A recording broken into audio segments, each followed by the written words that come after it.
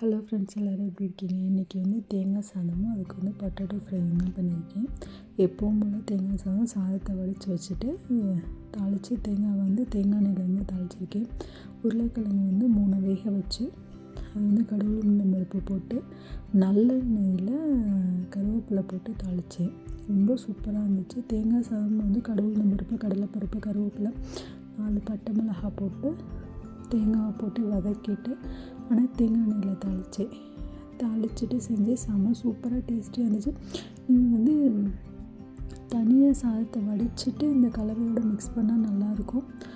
எண்ணெயில் deep fry பண்ணுறதுக்காக கொஞ்சம் வச்சு கொஞ்சம் லைட்டாக ஒரு 2 கிழங்கு வேகாத மாதிரி இருந்ததுனால கொஞ்சம் லைட்டாக தண்ணி ஊற்றி வச்சேன்.